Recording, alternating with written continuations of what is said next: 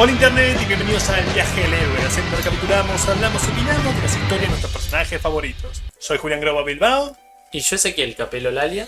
Y hoy veremos un personaje que ha aparecido ocasionalmente en nuestro canal, pero nunca le hemos dedicado un video completo hasta ahora. El Átomo.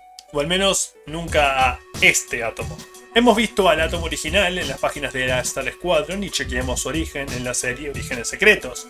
Pero este poderoso diminuto de hoy fue creado 21 años después, por Gardner Fox y Gil Kane en 1961. En ese entonces DC utilizaba la serie llamada Showcase para presentar personajes nuevos que esperaban fueran lo suficientemente populares como para encabezar su propia serie, y nuevos portadores de manto de personajes de la Edad de Oro, a los que en su mayoría se les daba un nuevo énfasis más científico por la popularidad del género de la ciencia ficción que tenía en ese entonces. Esta moda comenzó con la introducción de Flash de Barry Allen, prontamente seguido por la introducción de Linterna Verde de Hal Jordan y el nuevo Hawkman y Hawkwoman.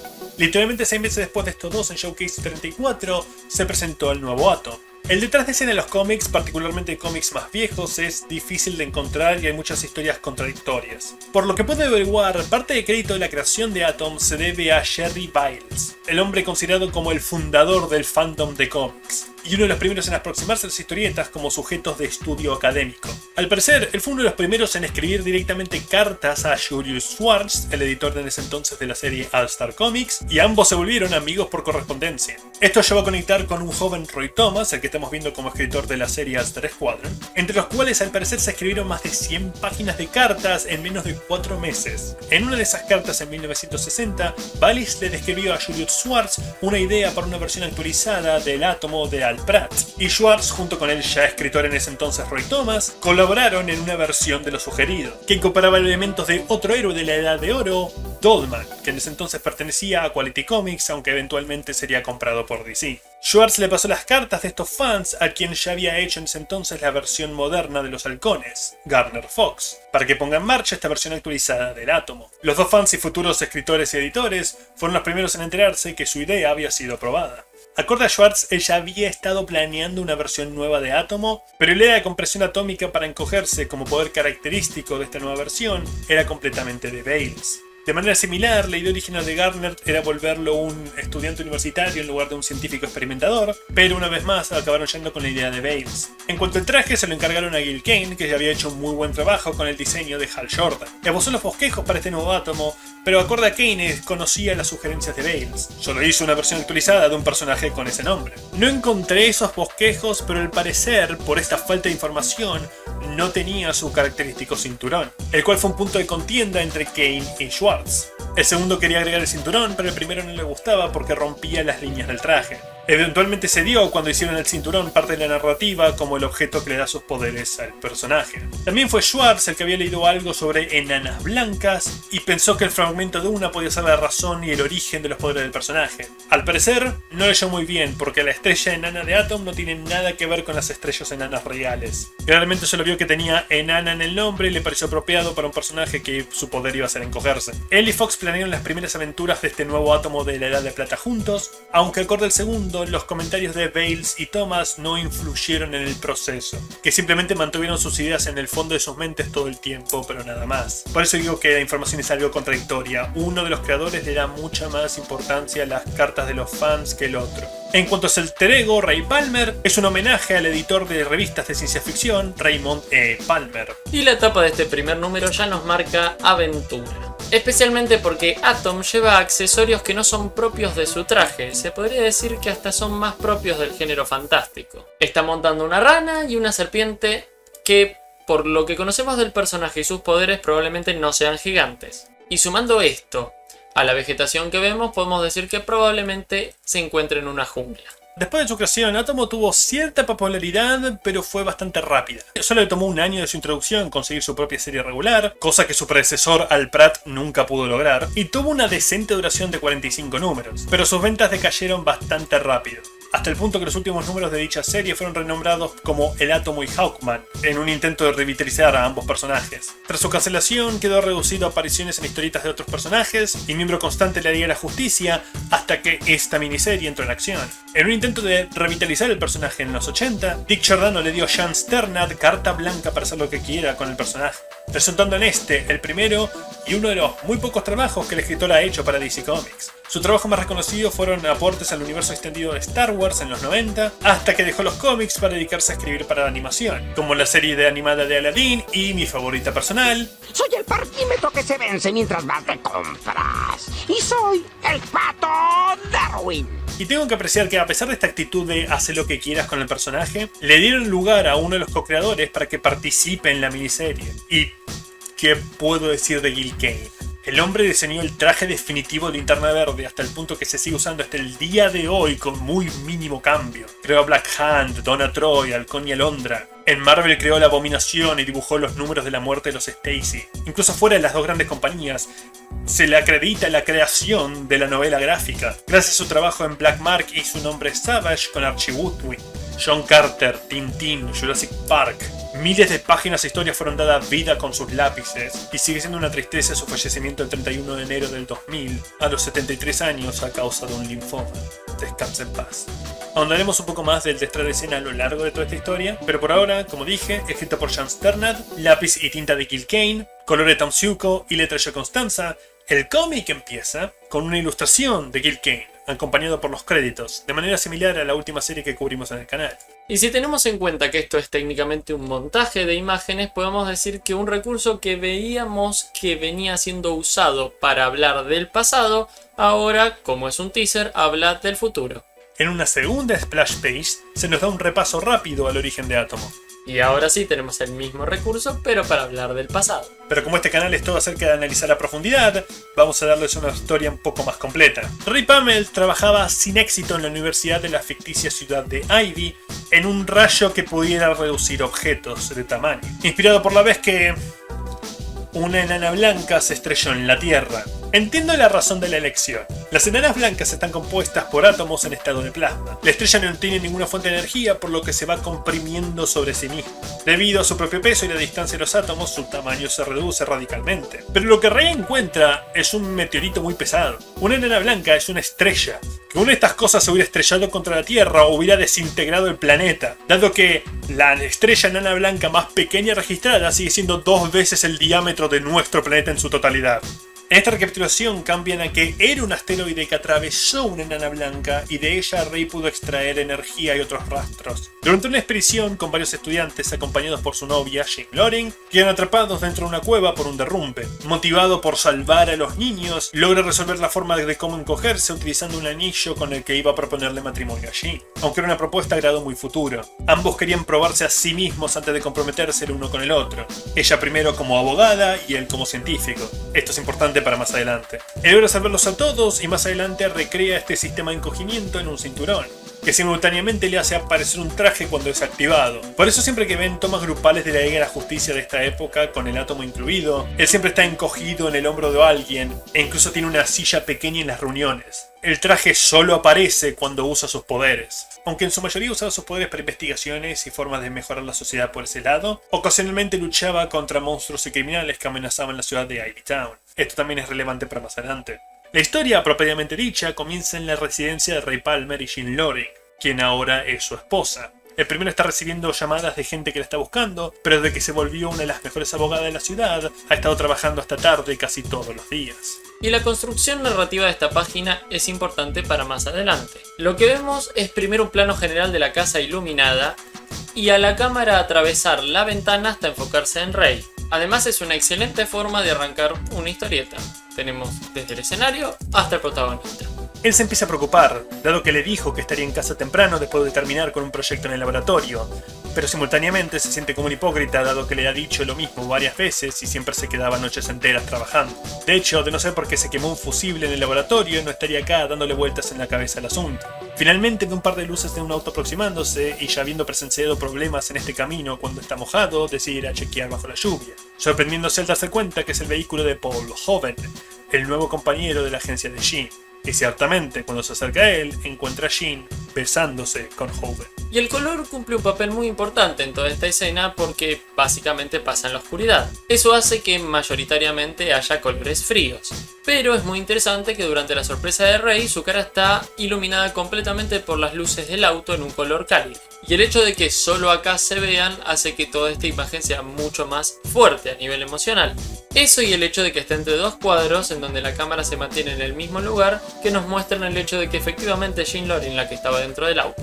Esta es la historia que separa a Jean Loring de Ray Palmer hasta el día de hoy. Por un lado, es un poco una lástima porque Jean y Ray tenían una postura única, dado que era una de las pocas veces donde el interés amoroso era tan fundamental en detener al villano como el héroe. Ray los atrapaba y Jean los mandaba a prisión. Había posibilidades de darle al personaje aproximaciones de dramas de corte de manera similar, pero incluso antes que Daredevil. También unos primeros personajes donde veíamos la relación crecer. Como dije, la historia de Átomo comenzaba como ellos como novios. Eventualmente a Ray le revelaba su identidad secreta y luego se casaban en las páginas de Liga de la Justicia. Era diferente a personajes como Superman y Batman que están constantemente dando vueltas en los mismos status quo durante años hasta que finalmente alguien intentaba romperlos. Por el otro lado, como dije, estos dos siempre pusieron sus carreras primero. Ninguno de los dos quería comprometerse hasta que se hayan probado a sí mismos. No son realmente las bases de una duradera relación.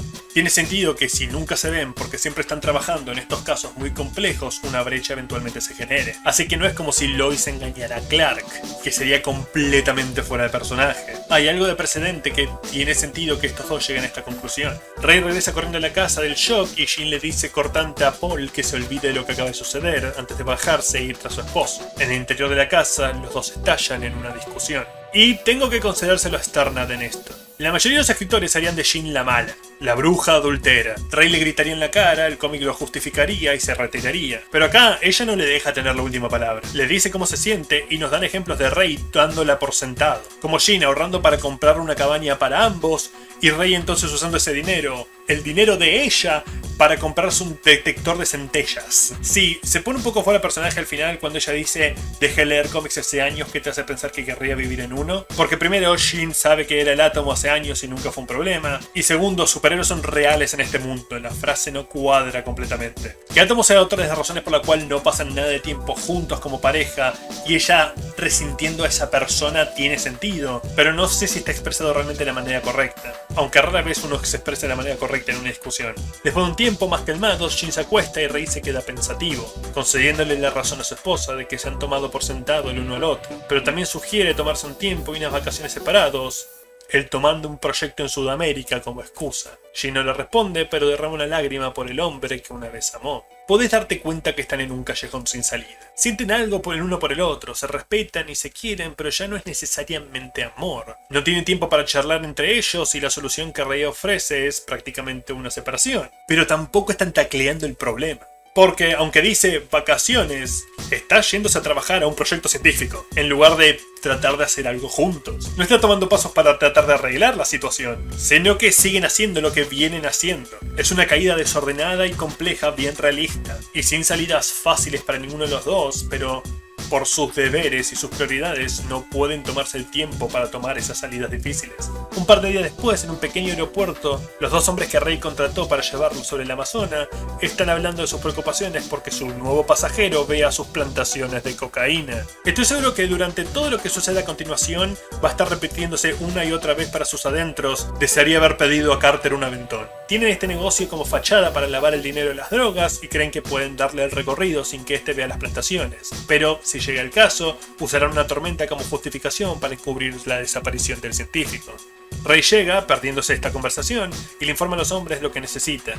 Cree que un fragmento de nena blanca, como lo que potencia su cinturón, se estrelló en el Amazonas hace décadas, y usando el detector que compró con el dinero de Jean, de nuevo dándose cuenta que no están tacleando los verdaderos problemas que había en la relación, podrá encontrarlo desde el avión sin tener que meterse en medio de la selva en búsqueda de este objeto del tamaño de un corta uñas. Los tres despegan, surcan sobre la jungla, pero Ray necesita volar más bajo y, sin darse cuenta, más cerca de las plantaciones para poder tener una lectura exacta, llevando a los criminales a usar su plan B, comenzando por noquear al hombre.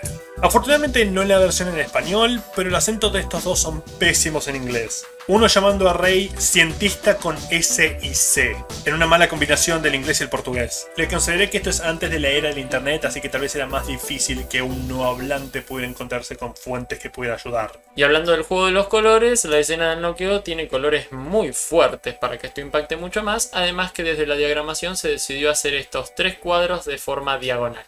Antes de tirarlo por la borda, el criminal le roba el anillo de boda. Aunque esta es parte de la trama, puede ser completamente simbólico de cómo este trabajo le costó su matrimonio. Y además recordemos que era con su anillo de matrimonio que él consiguió volverse el átomo la primera vez para empezar, lo cual hace más triste la separación.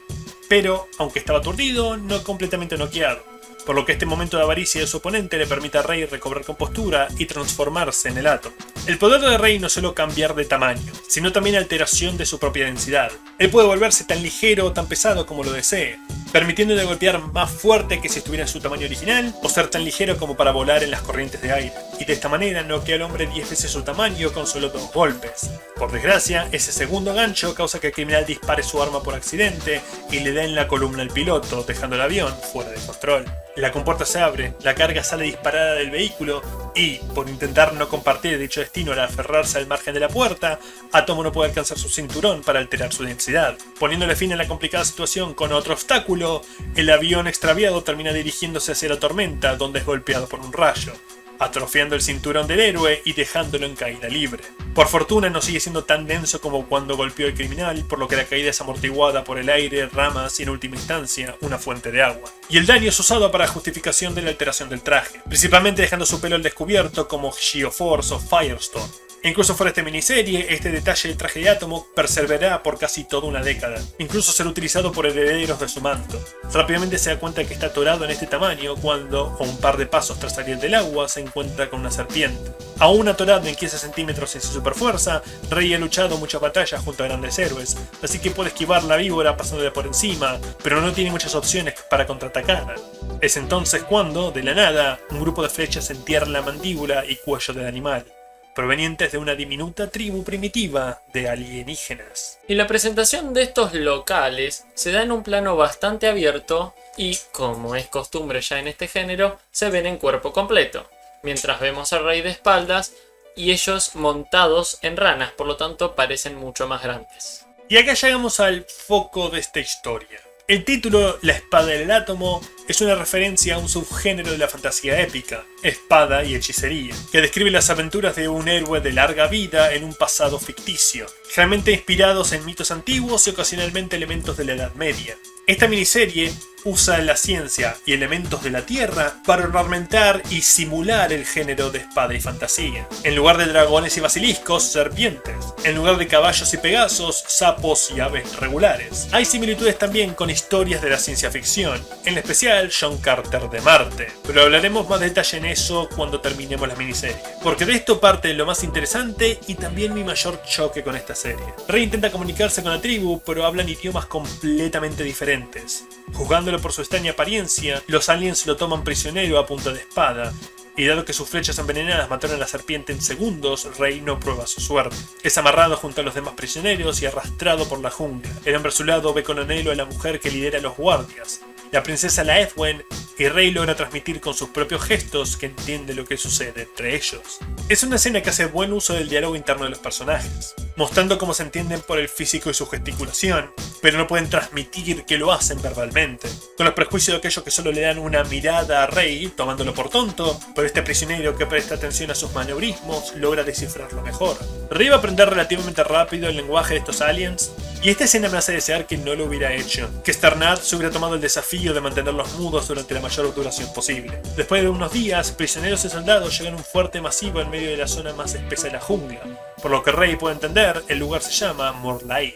El átomo y su compañero, ahora revelado bajo el nombre de Taren, son llevados frente al gobernante de Morlaid y padre de la princesa, el monarca Kaelik.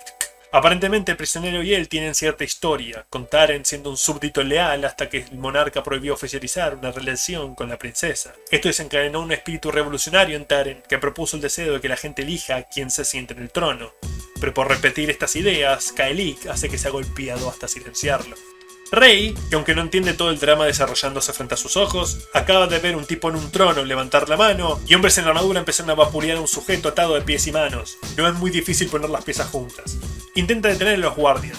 Aún sin su control de tamaño, sigue siendo un buen peleador con experiencia, pero los rivales tienen ventaja numérica y no se detienen hasta que la Edwin le suplica a su padre que dé la orden para que lo haga. Magullados y aturdidos, los dos nuevos aliados son arrojados a una húmeda cámara subterránea. Tal en la mente que una persona aparentemente noble tenga que compartir su destino, y desde las sombras, chillidos y rasquidos son escuchados, dando advenimiento a una manada gigante de ratas.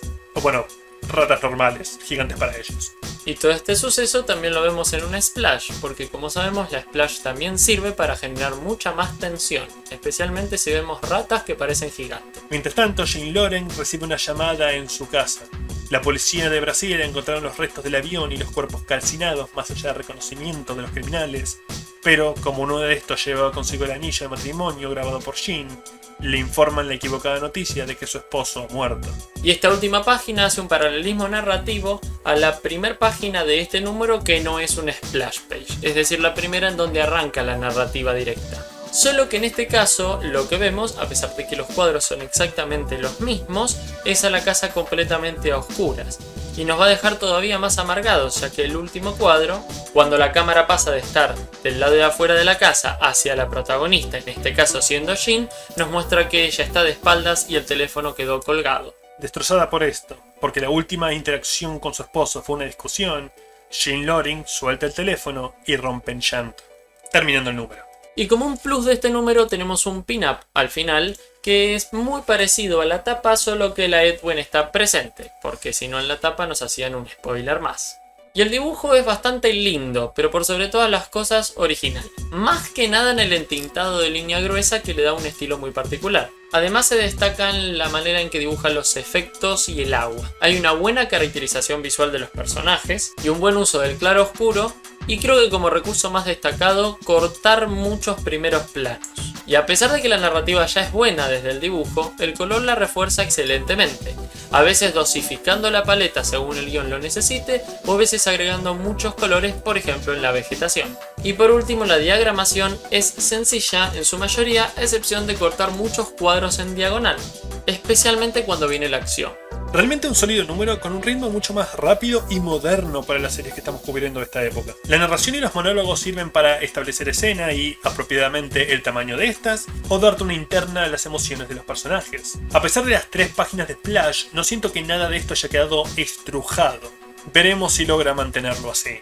Y la página que vamos a destacar de este número, aunque hay varias, es la 18. Más que nada porque nos presenta esta nueva cultura y su trasfondo a nivel arquitectónico incluso. Primero vemos a la fortaleza Morlide en un plano general contrapicado, es decir, con la cámara desde abajo, lo cual irónicamente la hace parecer gigante. Supongo que todo es cuestión de perspectiva. Luego pasamos a un cuadro en el que Atomo observa la decoración para que nosotros también la veamos, por ejemplo con esa gárgola.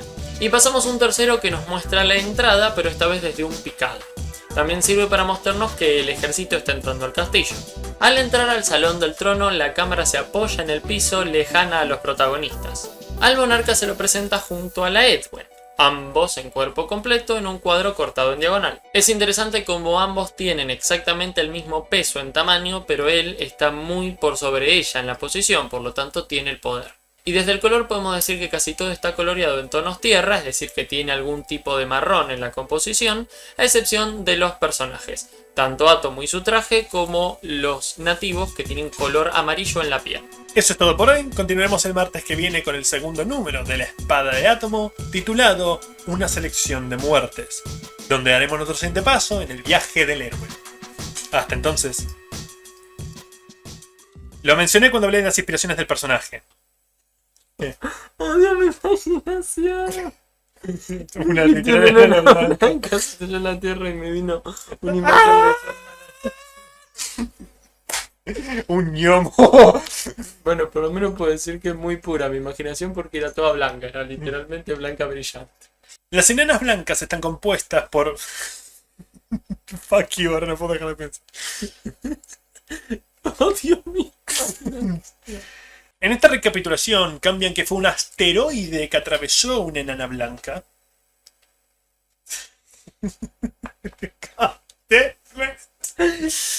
¿Por qué? ¿Por qué todo puede ser visual? Yo no lo había pensado hasta que lo trajiste. Escribí todo el guión y ni se me pasó por la cabeza. El doble sentido. La conferencia. Aparte, por alguna razón mi cerebro limpió toda la imagen así, lo decís ese como... Porque cuando dijiste se comprime sobre sí mismo era una película gore, boludo. Qué horrible. ¡Hey! Si te quedaste hasta el final, probablemente te haya gustado nuestro contenido o realmente lo odiaste. En cualquier caso, por favor considera suscribirte o al menos darle un me gusta. Esos 2 clics ayudan más de lo que pueden imaginar. Si les gustó la historia, por favor consideren comprarla y apoyar el noveno arte que nos dio tantos maravillosos personajes. A su izquierda hay una lista de reproducción con más capítulos de este personaje y a su derecha de uno diferente. Por favor consideren entrar en esa madriguera con nosotros y vuélvanse expertos en las historias que amamos. Hasta la próxima.